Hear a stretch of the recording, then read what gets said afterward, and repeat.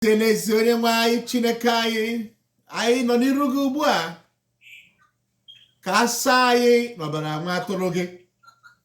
Watch us through that blood that was shed at that cross of Calvary. At that cross, you paid the price for us, that we shall be saved. We commit this moment, O Lord, of your word unto you, and we ask that the Holy Spirit will come down and minister to us and guide us accordingly, that at the fullness of time, your name and your name alone will be praised. For in Jesus' mighty name we pray. Amen. Amen. Hallelujah, somebody. Amen. Rejoice because you are in the presence of the Lord. Today I want to minister again on the word of favor. Remember that the month of September was dedicated to the Lord as the month of divine favor.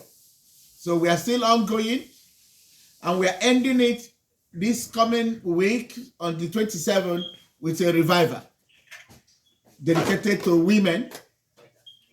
But today, I title it Favor Through Unbroken Covenant of God. Favor through unbroken covenant of God.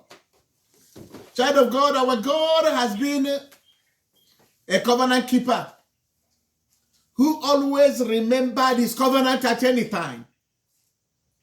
So, and it becomes necessary for us to know that many of us today are under the favor of what our fathers, our mothers must have done for us. The price they paid for us.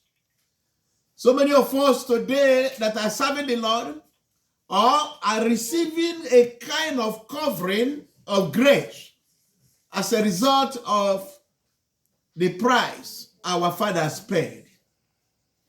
And that is the reason why it is necessary for you to continue to remain under that same cover. Remain under that covenant. Ụfọdụ Bible ndị nna ha na nne ha gbara ọsọ eluigwe, faso na ndị kwụbalụ church, faso na ndị gbalụ mbọ, ndị tụrụ ụtụ dị iche iche. Those that sold their time, they sold their treasure, they sold their talent, that the word of God and the work of God and the church of God will stand in their various communities all over the world.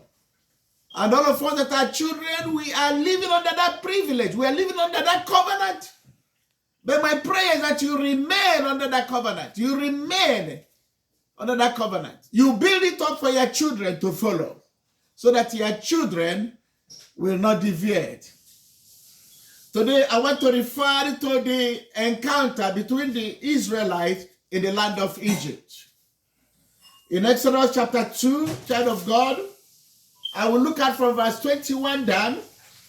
Then Moses was content to live with the man, and he gave Zipporah, his daughter, to Moses. Moses was contented. That was exactly what it means. And she bore him a son. He called his name Gershom, for he said, I have been a stranger in a foreign land. And in verse 23, now it happened in the process of time that the king of Egypt had died. Then the children of Israel groaned because of bondage. The captivity, the experience becomes so hot. And they cried out, and their cry came up to God because of the bondage. So God heard their groaning, and God remembered his covenant with Abraham, with Isaac, and with Jacob. And God looked upon the children of Israel, and God acknowledged them. Child of God, you will believe with me now, based on this particular portion, that what made God to remember their cry is because of the covenant he had with their fathers, Abraham, Isaac, and Jacob. There are so many people that are crying today in diverse ways, so many kind of challenges.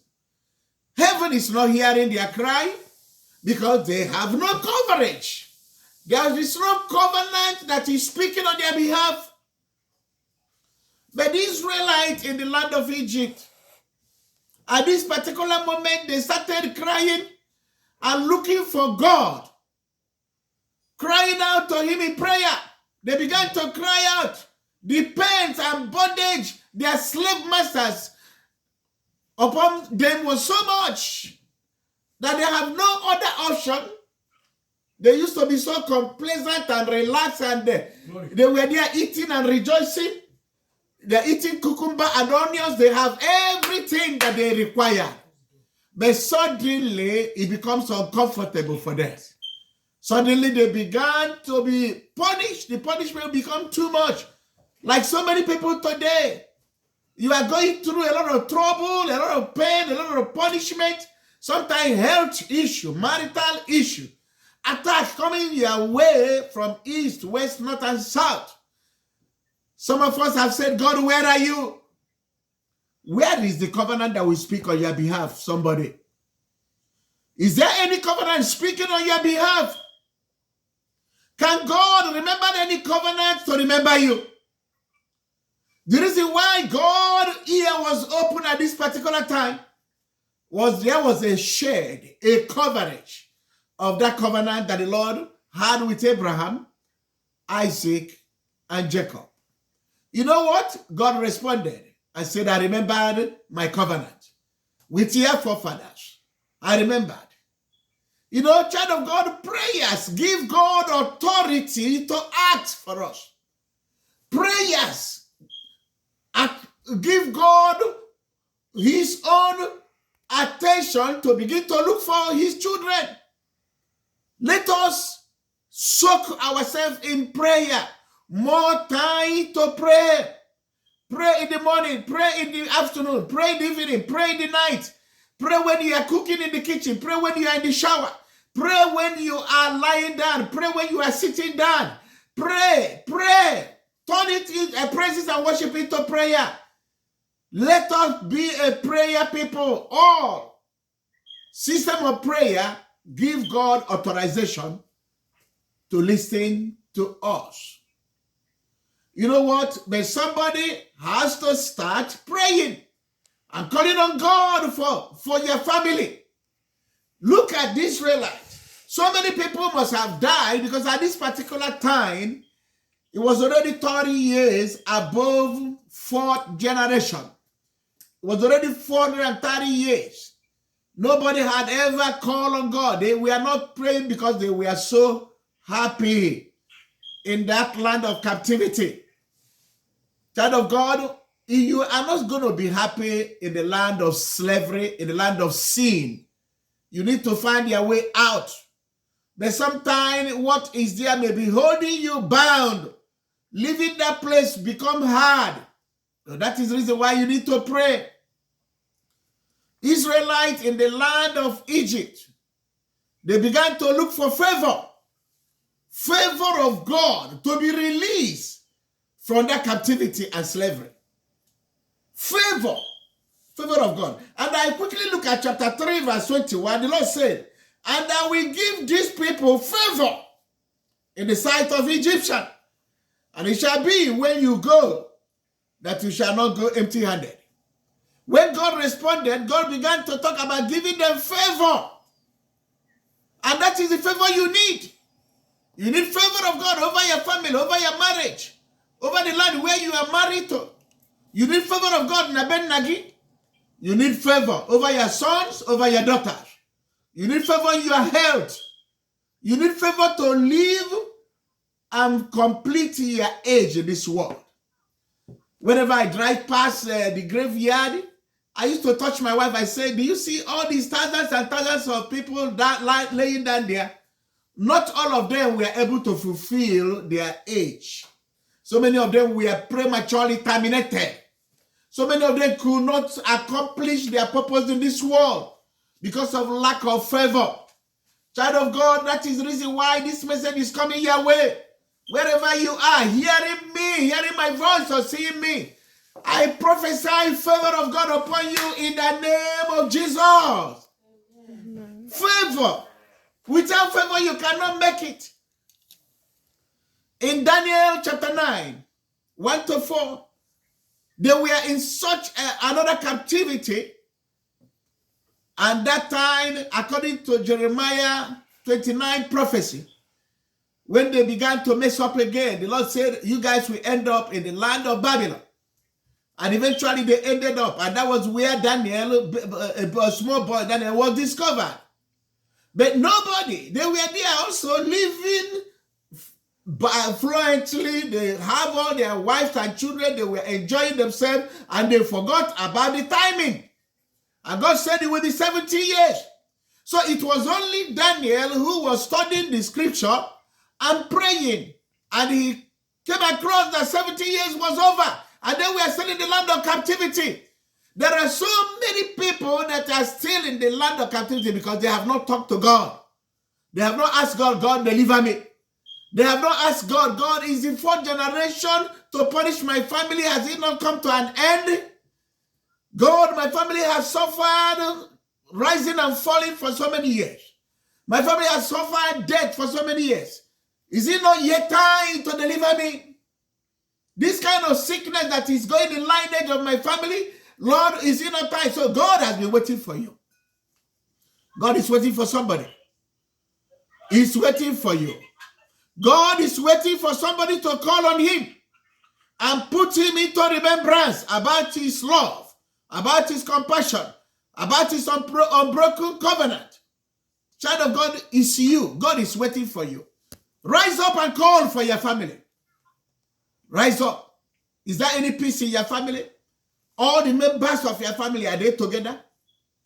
Is that progress that's supposed to be in the family? Is that in your family? What is happening? And when we are talking about favor of God that we are praying for, releasing in the month of November, covers all the ember months. Is negative things that follow the ember months follow you, your family? Every time it is ember month, September, November, October, December, your family keeps suffering short backs and falling back. Rather than things you might start the year well, but towards the end of the year, you begin to notice problem. In Jeremiah 33 verse 3, he said, call on him today. Child of God, the Lord is waiting. He said, call. Call on him. Call on him. Begin to call. You don't call at all.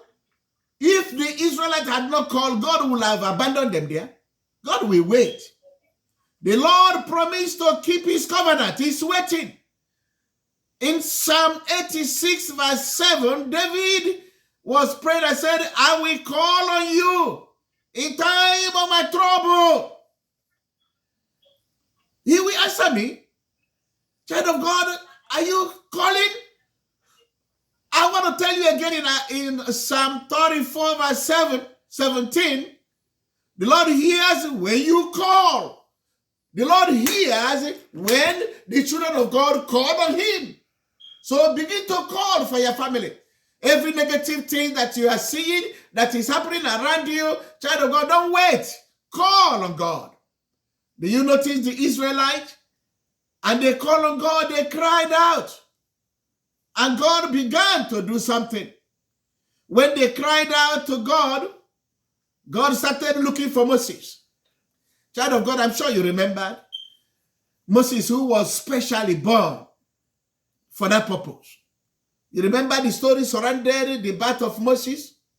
It was a special birth, a special born, and a special trend, even in the house of Pharaoh. But you know what happened? For 40 years, yes, Moses abandoned his calling. Moses abandoned his calling for 40 years. He abandoned his assignment for that period of 40 years. Do you remember how many people that must have died and passed away? Do you remember how many people that must have died and passed away? Within that period, the man who was specifically born and called and perhaps equipped for an assignment, and he abandoned it. It is possible that in your family, there might be somebody that the Lord called to gather the family, to harmonize the family. Somebody that the Lord must have given the favor of progress, favor of being a minister to bless the family. But one thing or the other has diverted the person. In the word of God in Matthew, and he said it's the act of the enemy. Sometimes people don't realize that the enemy is very much active. When you planted, the enemy comes there and sow the tar. The enemy and the workers came back and told the owner, said, what happened? We planted good seed and there is a tar. And he said, don't worry, it's the handwork of the enemy. The handwork of the enemy has done a lot of things, but this message will open your eyes. Look around your family. Think about 20 years ago. Think about 30 years ago. Think about now. What is happening? But the prayer of the people began to move God. God said, no, I'm going to look for the son that I brought into the world for the purpose of bringing them out of that captivity. If God had not looked for Moses, because Moses has abandoned his assignment, he hired himself to the priest of Midian called Jethro. Child of God, let me tell you about priest of Midian. In Genesis chapter 25, you read 1 and 2, you will also see that Midian is also a son of Abraham. Remember when Sarah died, Abraham remarried, and he married a woman called Keturah, and gave him 6 more sons, and Midian was one of them. So now, Moses ended up in the house of the priest of Midian, and he hired him to take care of his sheep, and gave him one of his daughters called Zipporah. And Moses married his daughter and was blessed with children. But you know what? For that period of 40 years he was living with the man, he was being distracted by taking care of the sheep. He never thought of his assignment. He never remembered them at all. He's only interested on that business of taking care of the goat, cow, and all this stuff. And one thing that happened in chapter 3, that Moses always passed through a mountain called Mount of the Lord. Hallelujah. If I caught one. Father, thank you.